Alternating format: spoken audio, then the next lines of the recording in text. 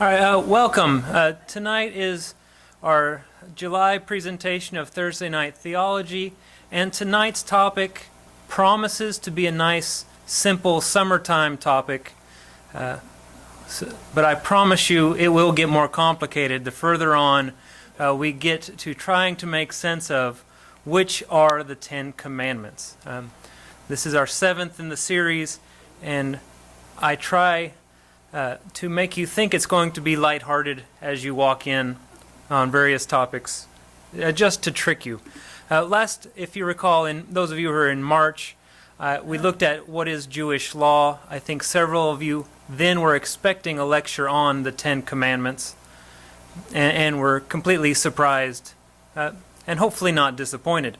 So tonight, we'll look at the actual Ten Commandments, or we'll try to figure out which are the 10, or are there actually 10, or which version of them are there? As I read in a letter to the editor in the paper a couple weeks ago, somebody mentioned that there was only one listing of the Ten Commandments, therefore God's message could not be more than clear.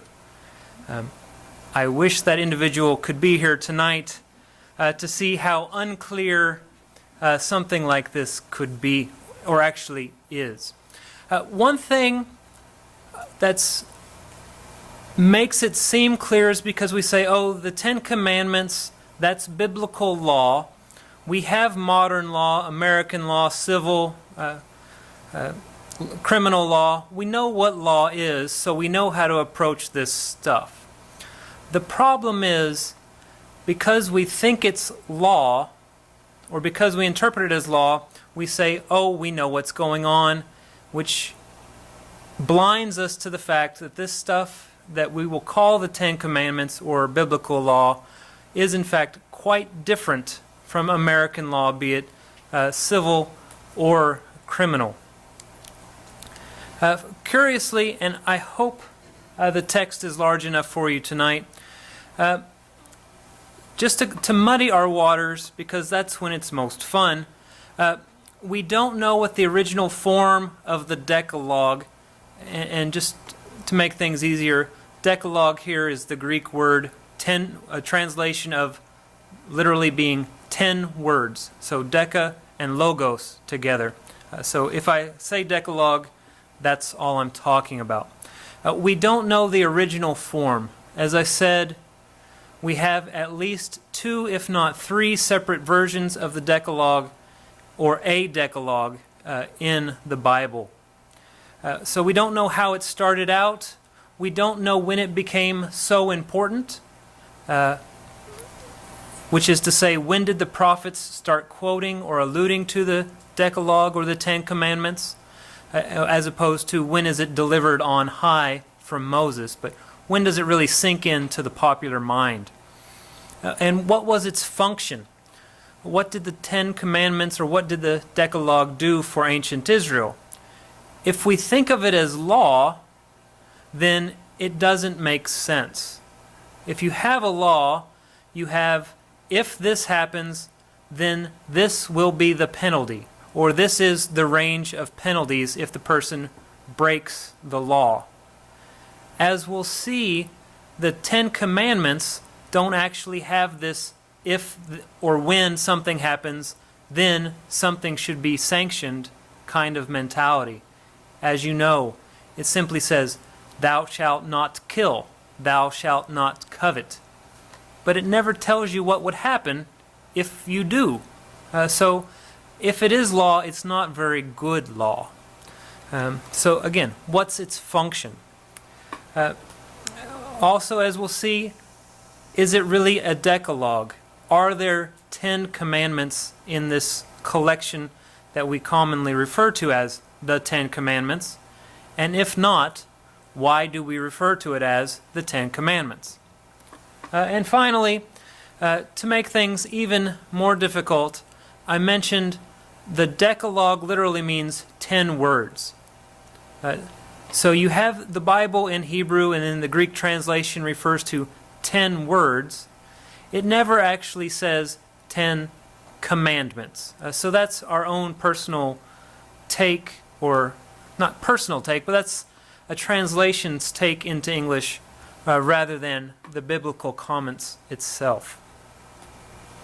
As I mentioned, in contrast to what we think of as law, and even in contrast to what Israel's neighbors thought of as law, which is to say the Sumerians, the Babylonians, the Assyrians, they did not use the same style of law that we talk about when we talk about specifically the Ten Commandments. The Near Easterners, in their law collections, they talk about when something happens, then something is imposed. Or we refer to this as casuistic law, which is case law in English. In contrast, many of our statements seem to be apodictic laws, or if, lacking the if or then. So that's what makes the Ten Commandments curious, and now we'll go into them directly. For convenience, we'll start out with Exodus 20, which is the first of the 2 or 3 Decalogue or 10 Commandments traditions. Here, this is where Moses goes up Mount Sinai. He has a revelation from God in chapter 19. He experiences or receives these laws in chapter 20. And then he has another revelation, and then he receives 3 more chapters worth of law. So the Ten Commandments here is very much part of sandwiched in between revelation. And the Bible makes a point in 20 verse 1 that God actually speaks these words to Moses, which is to say, these are supposed to be, according to Exodus 20, the unmediated Word of God to the people of Israel, and hence to us, since it's here written down for us. So this is something to keep in mind, and I'll now read this collection of verses. Exodus 20, 2 through 11. I am the Lord your God, who brought you out of the land of Egypt, out of the house of slavery. You shall have no other gods before me. You shall not make for yourself an idol, whether in the form of anything that is in heaven above, or that is on earth beneath, or that is in the water under the earth. You shall not bow down to them or worship them, for I, the Lord your God, am a jealous God, punishing children for the iniquity of their parents to the 3rd and 4th generation of those who reject me, but showing steadfast love to the 1,000th generation of those who love me and keep my commandments. You shall not make wrongful use of the name of the Lord your God, for the Lord will not acquit anyone who misuses his name. And then 8 through the rest. Remember the Sabbath and keep it holy. For 6 days you shall labor and do all of your work. And then I'll skip a couple verses. Honor your father and your mother, so that your days may be long in the land that the Lord your God has given you. You shall not murder. You shall not commit adultery. You shall not steal. You shall not bear false witness against your neighbor. You shall not covet your neighbor's house. You shall not covet your neighbor's wife, or male or female slave, or ox or donkey, or anything that belongs to your neighbor. So that's the rough draft, if you will. Now, if we go through again, and you see I've kind of cheated here for our sake of time, I've highlighted different verbs that seem to be acting or guiding these commandments. And so we start out, we have am. I don't know if the bold shows in the back of the room. We have and, or am. We have shall have, shall not make, shall not bow, shall not make wrongful use of. Turn the page. Remember, honor, do not murder, do not commit adultery, do not steal, do not bear false witness, do not covet, do not covet. So, did anyone count these up for us? So, let's try this again. 1, 2, 3, 4, 5, 6, 7, 8, 9, 10, 11, 12, 13. So where then are our 10 commandments? As we'll see at the end of the lecture, different traditions have solved this in different ways. Jewish tradition has 10, the Protestant tradition has 10, and the Catholic tradition has 10, but those 10 do not all match up. So each group has taken 13, or depending on how you count, 12 different verbs, and created 10 commandments out of them. So there's our first problem.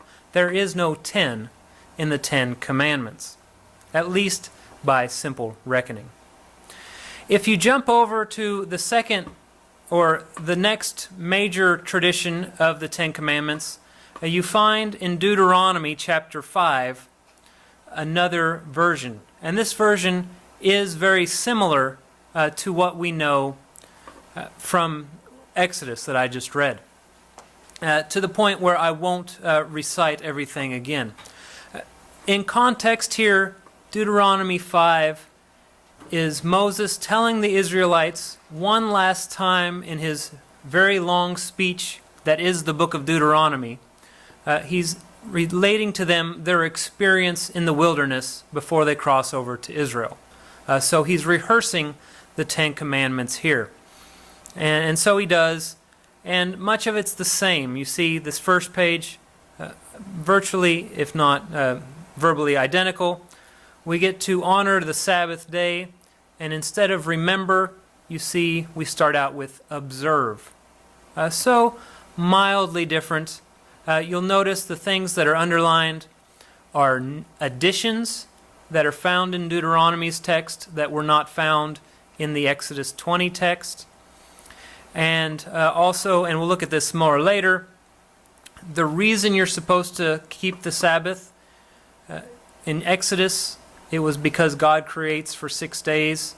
Here, it's because you were a slave in the land of Egypt. And so the motivation behind keeping this law is different. And then if you look at the last, the shorter laws here, again, we have an addition, as the Lord your God has commanded. And we have also in verse 21, you shall not covet the neighbor's wife, you shall not cover his house. In contrast, before we had, you shall not cover the neighbor's house, you shall not covet the neighbor's wife. So mild changes in the texts, but they are significant for theological reasons.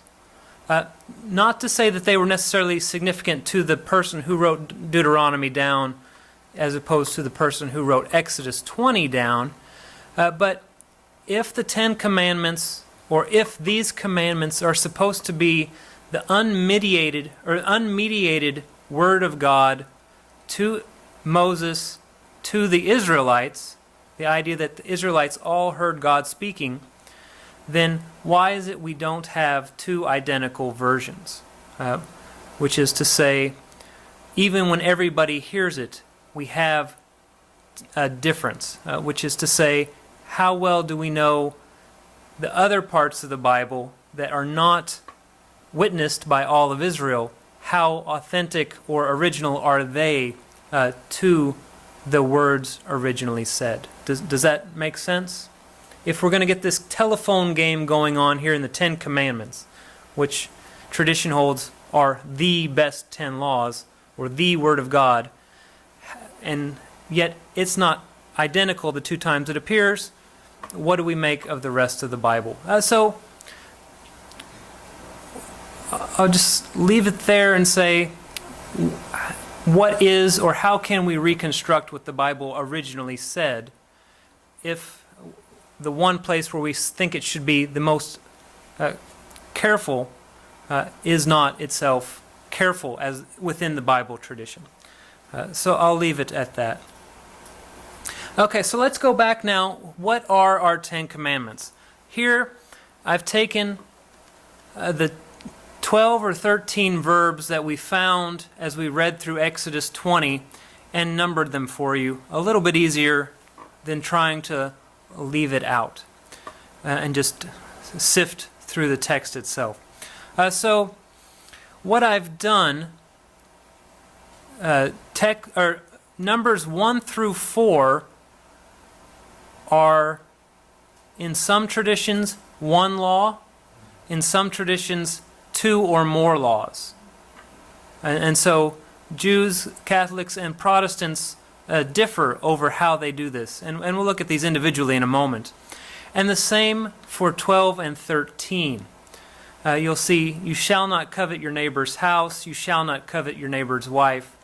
Some traditions see this as one general covet issue, and some traditions see this as 2 coveting issues.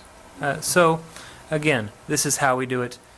And for other reasons that will be made clear in a moment, I'll explain the color coding later. But again, how are these 10 commandments if there aren't 10? Well, as I said, the Bible uses the word in the Greek translation Decalogue from the Hebrew, which literally says 10 words. And so there's 3 occasions in the Bible where it refers to 10 words. In Deuteronomy 4:13, Deuteronomy 10, verse 4, and then Exodus 34:28. The Deuteronomy 4 takes place about one chapter, give or take a few verses, right before the Deuteronomy 5 recitation. So it seems to be referring to the material that we skimmed over a moment ago. Then the Lord spoke to you out of the fire. The Deuteronomist is reminding us all of Israel heard this, not just Moses. You heard the sound of the words, but saw no form. There was only a voice.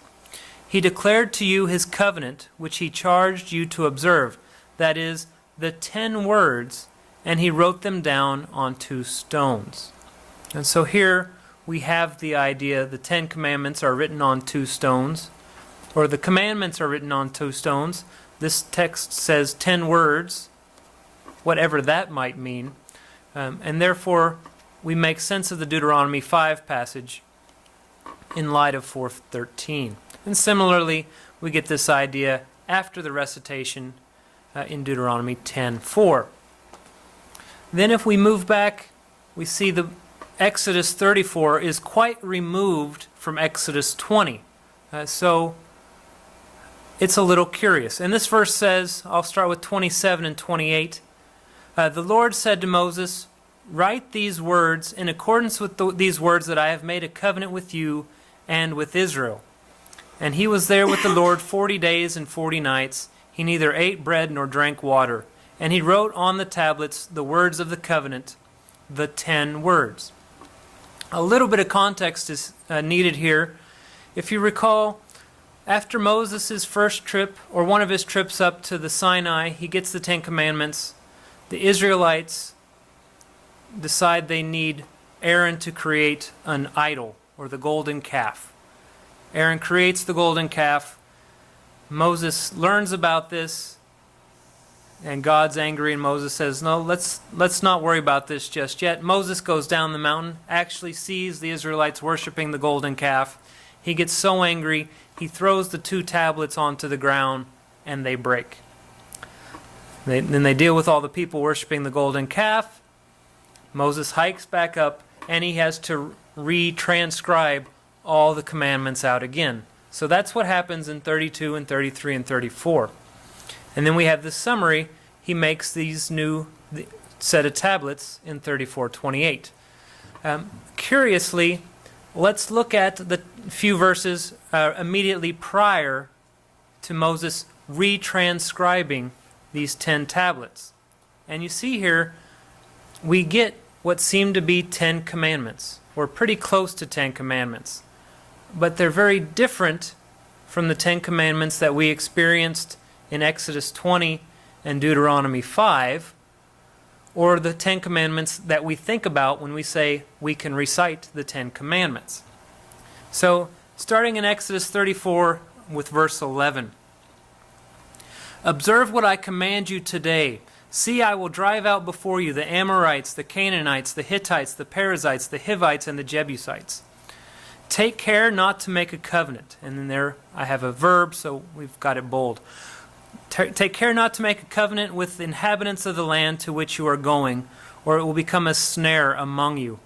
You shall tear down their altars, break their pillars, and cut down their sacred poles. Whether you want to count that as 3 commandments or 1, since they're all together, that's your decision. For you shall worship no other God, because the Lord, whose name is jealous, is a jealous God.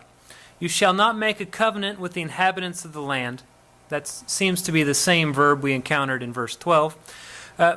For when they prostitute themselves to their gods and sacrifice their gods, someone among them will invite you, and you will eat of the sacrifice. And you will take wives from among their daughters for your sons, and their daughters who prostitute themselves to their gods, and who make your sons prostitute themselves to their gods.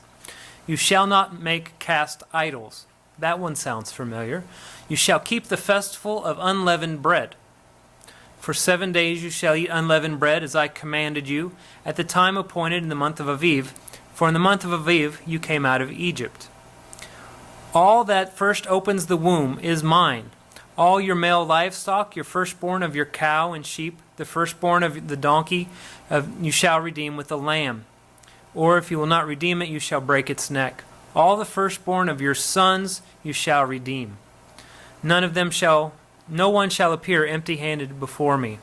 For 6 days you shall work, but on the 7th you shall rest. So there's another one that sounds familiar.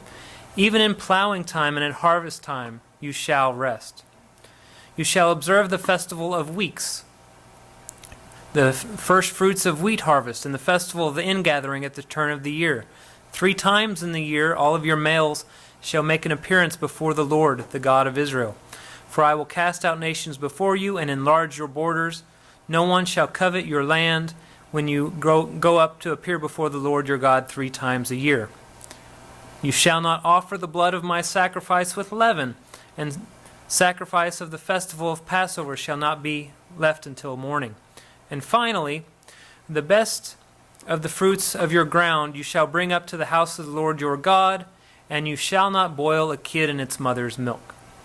So there, depending on how you count, you can create 10 commandments out of this just as easily, or maybe even easier, than you can count 10 commandments out of Exodus 20 or Deuteronomy 5. And again, this idea that Moses retranscribes the tablets, and there are the 10 words, those are the 2 verses that follow this reference to the do not boil a kid in its mother's milk. So if the Bible has a 10 commandments, this one is the closest to those different sets of the 10 words. But no one ever talks about whether Christians in America today keep these 10 commandments. It's not of interest to us for various reasons. But that seems to be the best one that the Bible has to offer, at least in a close proximity, literal sense of the words. So again, we have Exodus 20, which seems to have been, those of us that were here in February, we looked at the different sources of the books of Moses. The priestly source seems to be responsible for Exodus 20.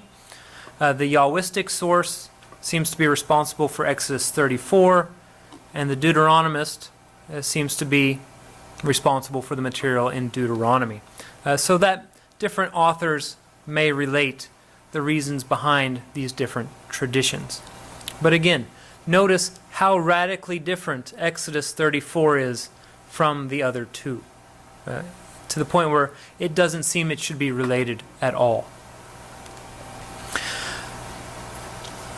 So we looked at the order, or the arrangement, or the dictation, if you will, of the first set of tablets in Exodus 20 and Deuteronomy 5, and then maybe the second set of tablets in Exodus 34, and everything seemed pretty much in order. If you look back when you look at the covet, you shall not covet your neighbor's house, or you shall not covet your neighbor's wife, they seem to be switched around in Deuteronomy 5 versus Exodus 20, but otherwise everything seems to be stable. However, and this is what makes the question, how did the everyday Israelite, or how did the prophets, or what was the spirit of the 10 Commandments or the 10 words, and how was it received among the people? Which is to say, they name things in different order. And this is part of why I've color-coded things. Even moving down hundreds of years later to Jesus in the New Testament. The man asks him, "What must I do to inherit eternal life?" And Jesus says, "You know the commandments. Do not commit adultery, do not kill, do not steal, do not bear false witness, and honor your father and mother." Notice there's only five different commandments here rather than 10. And if we were to map this onto what we know of our list in Exodus, or to map this at all, we would see that the blue, honor your father and mother, would have been the first one we encounter if we read Exodus 20. Then we would encounter do not kill, do not commit adultery, do not steal, and do not bear false witness or lie.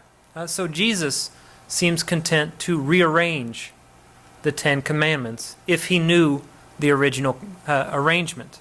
Likewise, when Paul's writing to the Romans in chapter 13, he gives a short list. "Owe no one anything except to love one another. For the one who loves another has fulfilled the law. The commandments, you shall not commit adultery, you shall not murder, you shall not steal, you shall not covet. And any other command are summed up with this word, love your neighbor as yourself. Love does no wrong to a neighbor, therefore love is the fulfilling of the law." So Paul definitely has a different goal here. He's looking at love rather than law, but he still lists material that we think we know from the 10 Commandments, whatever those 10 are, wherever those 10 are, but he's arranged them differently. And notice, he only has one covet to count both for the house and the wife. And it seems to fall in the same basic order, except adultery happens before murder, or in this text. So what order were they in? If we look and compare Jeremiah, he says, "Will you still steal, kill, and commit adultery?" So he's rearranged them from what we know from both Paul and Jesus and from Exodus.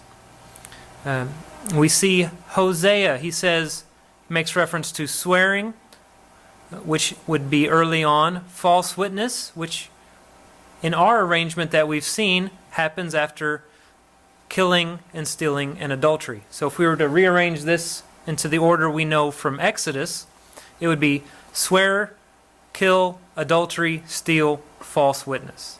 However, Hosea seems very content to just mix them around as he sees. So again, what was the function? What was the original order? Was there original order, or was it just a set that anyone could borrow from at any time? Even looking at the Greek translation from the Hebrew of the Deuteronomy 5 and the Exodus 20 that we looked at a moment ago, in the Hebrew, Deuteronomy 5 and Exodus 20 are in the same order. But the translators, as you see, they switched do not kill and do not steal in the Exodus 20 arrangement. So whatever these 10 are, whatever order they originally were in, they seem to be malleable in their order. Very interesting in this regard. And then we have one other note worth noting here in Psalm 81, 9 through 11, and I've shortened this so that it fits on the slide. "You shall have no foreign gods before me. I am the Lord your God, who brought you out of the land of Egypt. If you recall from Exodus 20, verse 2, the whole thing starts out, I am the Lord your God who brought you out of the land of Egypt, which is to say, therefore you shall have no foreign gods, or no other gods before me. So the psalmist also seems content to rearrange what we think of as the Ten Commandments. If we were to picture these laws, whatever order they are, if we were to take them from Exodus 20, which again is the popular one, it's the one that's on my tie that I was given with the Ten Commandments, it's the one people talk about because it's the first one we encounter. If we were going to imagine how these 10 commandments, or how these 12 or 13 commandments were put onto 2 tablets, how would they have been arranged? It is something to think about, perhaps only if you're Charlton Heston or whoever's directing the new movie with Christian Bale as the new Moses. What arrangement do you put onto your 2 tablets? As we'll see in a moment, as we count them out and we understand why, the first 5 commandments, and here I'm dividing this out according to the Jewish tradition. The first 5 commandments comprise 146 words in Hebrew, whereas the second set of 5 commandments only comprise 26 words. And as you can see, I have most all of those 26 words on this far side of the screen. In contrast, this right-hand side or your left-hand side is very much abbreviated. So if you were designing the blueprints or printing up the 10 Commandments from your home computer, how would you put them on 2 different pages? Would you do 5 and 5, which numerically makes a lot of sense, but then you'd have a very unbalanced piece of paper. One would be very dense and dark and heavy, or a very small font. Another one would be very light with a very big font because you have so much room. The Bible, of course, never solves this or gives a hint as to how it would solve this problem. The biblical authors probably didn't care. It was really just the idea, we have these different ideas. But it's still something the ancients thought about, something that we might puzzle or riddle each other with today. And there is no best answer, but it does make us aware, why are these first 5 longer or lengthier than the other 5? The best reason seems to be and this is why I've chosen the Jewish tradition, because there's 5 commandments that have a motive clause, which is to say, why do you keep this command? Here is your reason, the justifications. Why do you keep the Sabbath? For number 4, because in 6 days the Lord made the heaven and the earth. That's the reason you keep the Sabbath. So there's here's the law and here's why. In contrast to a parent answering a child with just because. Why? Because, or because I say so. Here, the deity is answering the question why with a valid reason. You keep the Sabbath because I rested on that day. Or for commandment 3, the Lord will not do not use the Lord's name in vain, or do not swear by God with vain purposes, or if you're to say, don't put your hand on the Bible today in court if you plan on lying. Why should you not do this? Because the Lord will find you guilty if you misuse His name. So there's a justification or a reason to follow this command. Why should you not make an idol or bow down to an idol? God answers this in part 2. I, the Lord your God, am a jealous God. You will upset me if you worship another God. So therefore, you have been warned. So this is why the first 5 in this collection take about 6 times as many words as the second set of 5. It just says, you shall not murder. The Bible never explains in this context what's wrong with murder.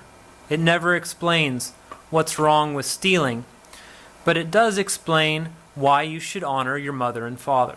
So that's part of why we have an imbalance. Lengthy commandments versus short commandments. And you honor your father and mother so that your days may be long in the land. You will prosper. Going back, I mentioned that there's a different explanation for the purpose behind the Sabbath in Exodus 20 and in Deuteronomy 5. Exodus 20, you rest on the Sabbath because I created heaven and earth, or God created heaven and earth in 6 days and rested on the 7th. So it's an appeal to creation, the week that started the world. In Deuteronomy, however, you see it down here in bold in verse 15, you remember that you were a slave in the land of Egypt, and the Lord your God brought you out from there with a mighty hand and an outstretched arm. Therefore, the Lord your God commanded you to keep the Sabbath. So according to the Deuteronomist, you keep the Sabbath, you and everybody around you, because slaves needed a day off. You knew it as a slave that you could have used a day off. So now you and your slaves will take a day off. So it's not God-focused like it is in Exodus 20. It's human-focused here in Deuteronomy 5. But the point is, we have a justification for the law. Moving on to organization, different people, and again, this map here is from a Jewish tradition naming according to their 10 commandments, as opposed to, again, the Catholic and the Protestant connection. Many of the early rabbis and other interpreters decided that, let me move back to this slide actually. The first commandment, I am the Lord your God, brought you out of the land of Egypt, is a religious commandment connecting humanity with the divine. And everything in this column is a commandment that relates humanity to the divine. In contrast, everything in this other column, the short column, is human to human. But the rabbis and other early interpreters said, well, the first commandment that relates humanity to the divine corresponds in some way to the first commandment that relates humanity to humanity. And how does I am the Lord your God relate to you shall not murder? The rabbi's answer was found in Genesis 9 verse 6. For God made man in his own image. So if you kill another man, in a very real sense, you're killing God. So that's how the rabbis related 1 and 6. 2 and 7, you shall have no other gods before me in the Jewish tradition. And number 7, you shall not commit adultery. As we read, for the justification of the second commandment, God is a jealous God. So just like you do not commit adultery because your spouse will become jealous, you worship no other gods because the Lord will become jealous. So there the rabbis found these connections. You don't take the name of the Lord your God in vain, which is to say in swearing oaths. If I am lying, may God strike me, that kind of a thing. How is this related to number 8? You shall not steal. And they say, well, financial fraud or stealing is a betrayal of God, or is effectively taking the Lord's name in vain. It may seem a little stretched for us, but this is what the rabbis had to work with, and so this is what they offered up. Likewise, if you're not keeping the Sabbath, which is the Jewish number 4 commandment, then you're lying to people. You're being dishonest about whether people should keep the Sabbath. And so they correspond, keep the Sabbath, with you shall not bear false witness. So if you work on the Sabbath, that is a false witness. And finally, honor your father and your mother is comparable to the human side of all this. Number 10, you shall not covet anything that belongs to your neighbor, because a covetous man, the rabbi said, will have a son who curses his parents. So the idea being a cause and effect, perhaps, in this. If you're a covetous person, you're not honoring your father and mother. I guess besmirching their name for your covetousness. So the rabbis, they tried to find these 10, and this is the 10 that the ancient Jews and rabbis found, and then they tried to impose a structure as a way to justify which 10 they were identifying. They had another one as proposed. The first 4, as I mentioned, the first 5 relate humanity to God. So the rabbi said the first 4 relate humanity directly to God. And the last 5, again, are human to human, with the idea that number 5 is a sort of a bridge commandment between the human to divine relationship and human to human.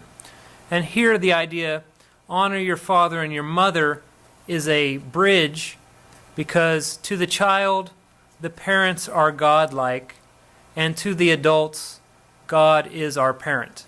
So this is how they transition from these first 4 into these last 5. This also, if you look at it, because we do start out divine-based, I am the Lord your God, you shall have no other gods, don't swear by the name of God, remember the Sabbath because of what God has created and rested on the Sabbath. And then we go to the parents, and then we go to the family, or the humanity.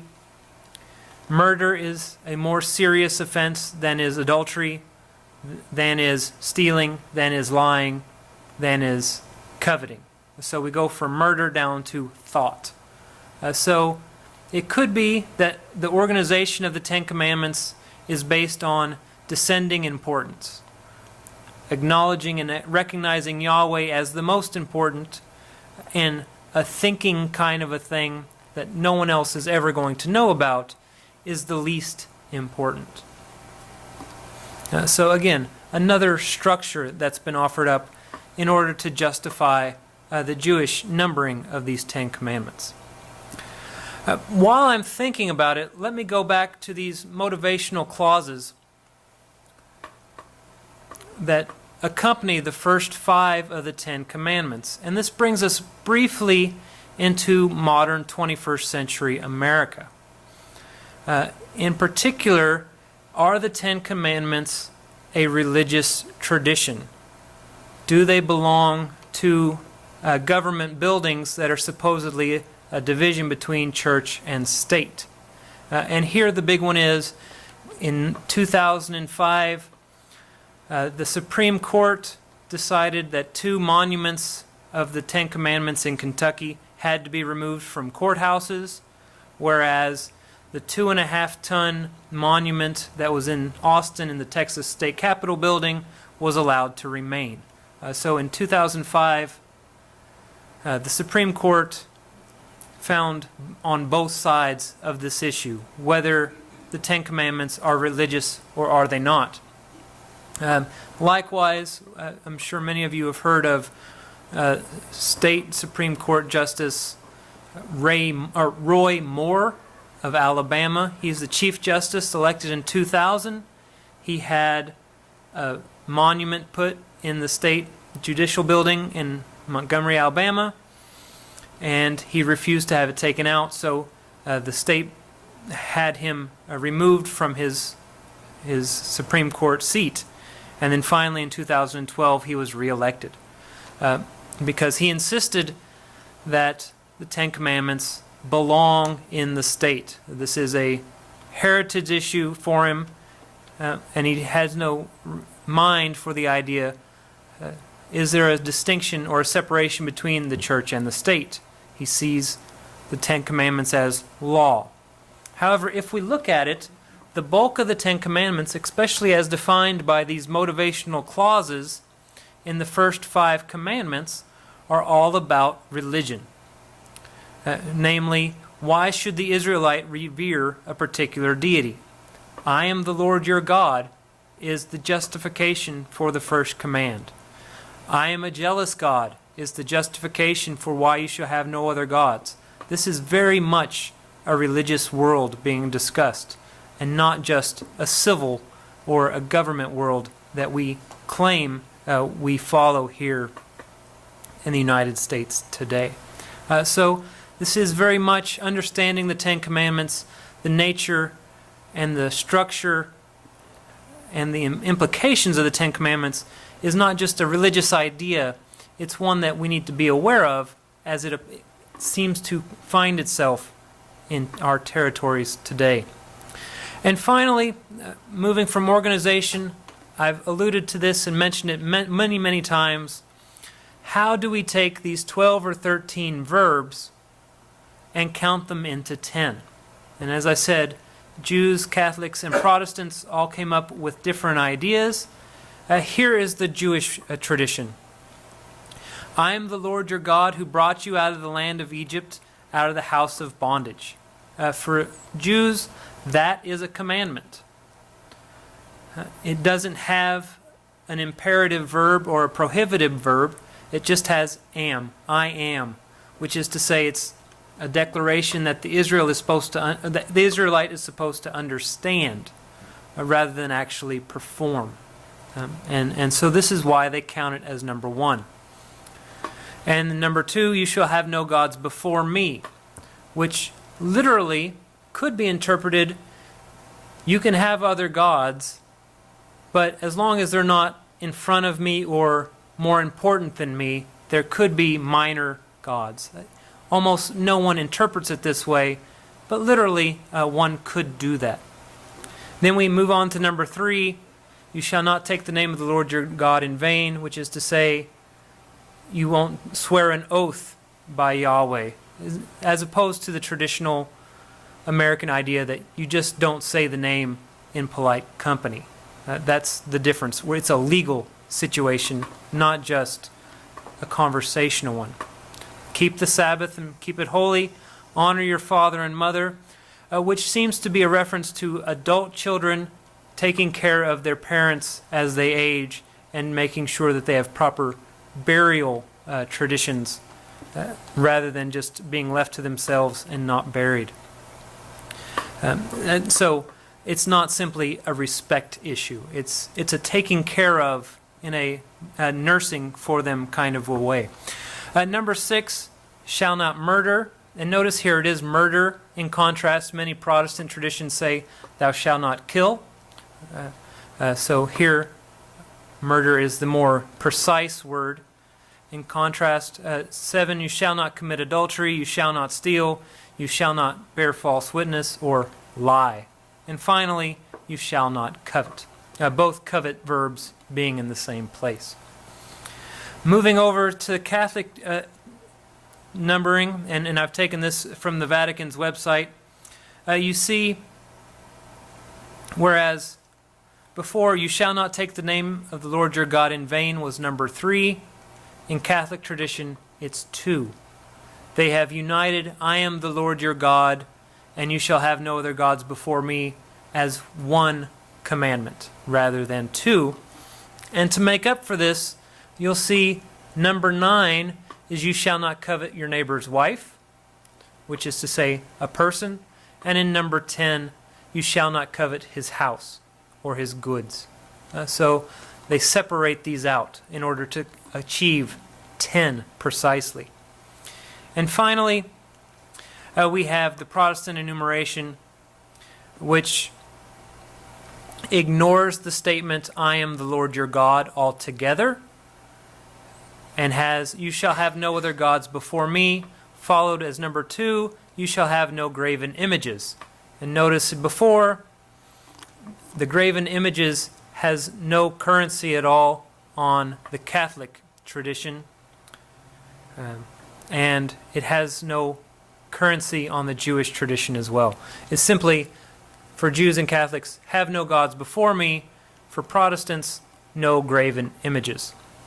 And also notice that you shall not covet is just one coveting rather than two.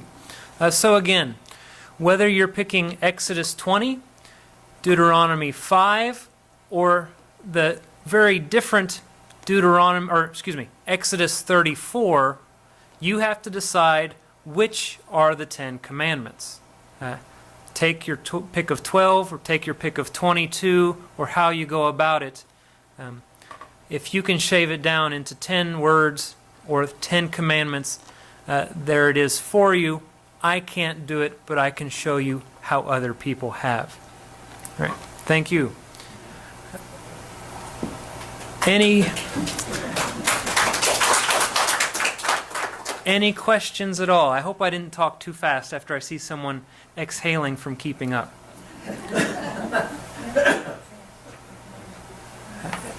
Yes? Okay, I'm going to ask this. Number 6, you shall murder and kill. This is the issue like you and I have talked about before, that had like a death penalty, because does that justify a law killing? Right. So how does do not murder or kill fit in with capital punishment? So to me, it's still killing is killing. Killing is killing. Right. From a modern perspective, that is a very popular one. For the biblical audience and the biblical authors, execution of someone who's committed a capital offense is a justified homicide. In the same way, if someone is trying to kill you, you can kill them without being guilty. Likewise, if you're at war, you can kill without incurring guilt. And that's why, for a Jewish tradition in particular, you see this translated as murder, which is to say non-justifiable homicide, in contrast to self-defense, war, or capital offense. And from the biblical perspective, and this is why capital punishment has a lot of currency today, is the idea the deity, Yahweh, God, will make known to the state who is guilty, and therefore the deity can make sure that that person pays for his or her crime.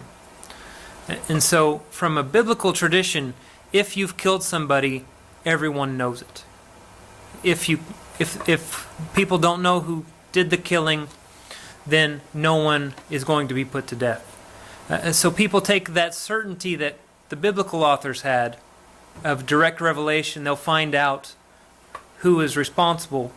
Whereas now, we don't get direct revelation from God to say, this person killed. And that's where a modern tension happens. Some people say, it's there biblically, we can apply it, but our experience, for some, is that it's a totally different game. So that's why we do have a debate of, is capital punishment justifiable? Is it biblical? Does it fit within the 10 Commandments? Any other questions? Yes? In Exodus 34, and he had the other 2 tablets. Who dictated those tablets? In Exodus 34, we have the other 2 tablets. These tablets, I think I have it says right after the list, who dictated these tablets, the Lord said to Moses, you write these down, basically. So Moses put that on the second set. That's the way we read it today, right. The idea, he's got to make up for what he destroyed. That's if we're reading it in a literary fashion. If we're trying to break these up into different sources, then this 34 set is a different tradition separate from the Exodus 20 set. And then our author or our editor had multiple collections, and he says, well, I told you about this guy's version of these 10 laws, and I told you a story where Moses broke these 10 laws, literally, and I have another story where he writes them out, so I'll put those here. In Exodus, everybody hears Exodus 20, but only Moses hears Exodus 34. And so that may be part of why the author can get away with it, because the change of scenery. But again, it's still the deity talking to the prophet.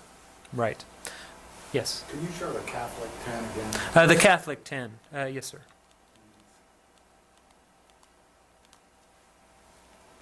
And then, is there a question, or just No. making sure you got them all 10? Right, just wanted to see. All right. All right. Any other questions? Yes. So your comment about how these laws were incorporated in society was kind of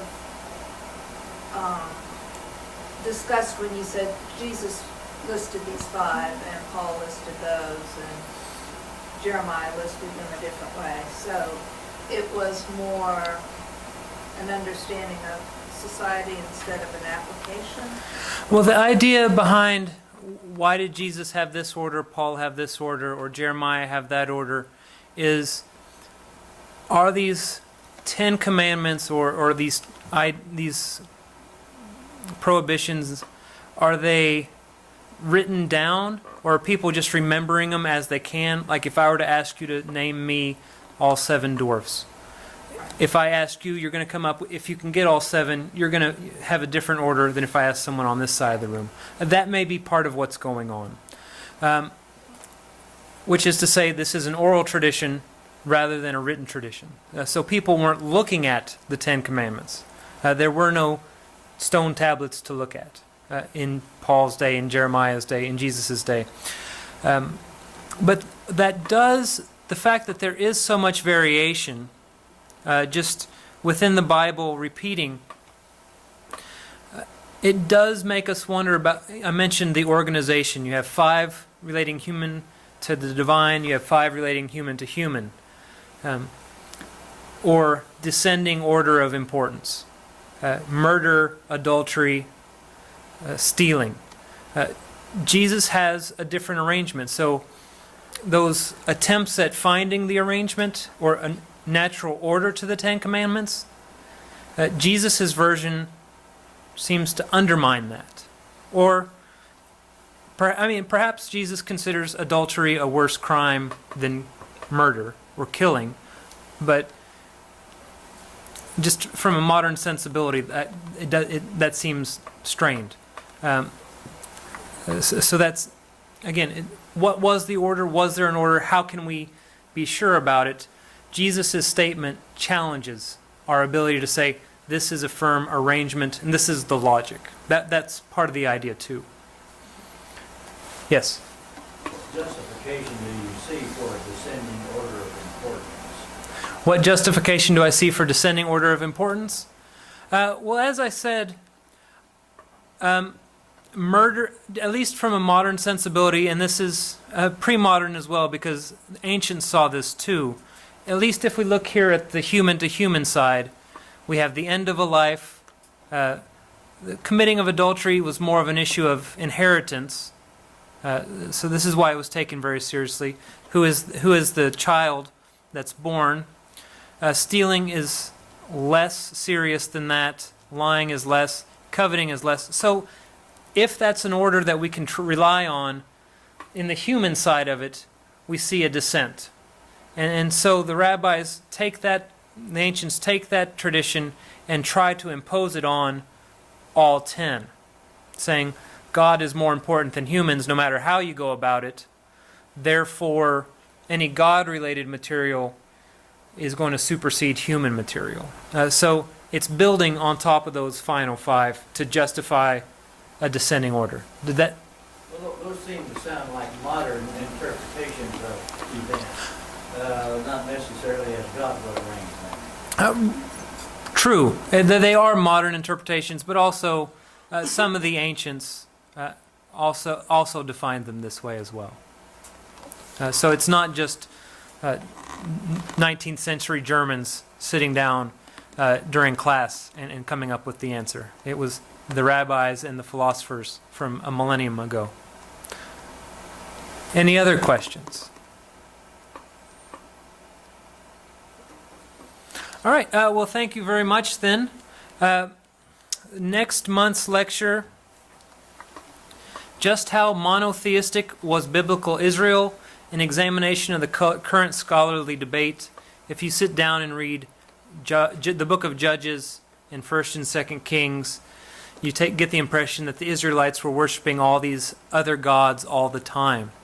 So we're going to take that traditional reading and compare it to the archaeological evidence and the different literary evidence that's been uncovered in excavations in the past century or century and a half, and see just how much the Israelites worshipped Yahweh, and if they actually looked at other gods, and we'll see other scholars take on these different ideas. And then finally, in September, we'll look at three faiths, one God, ?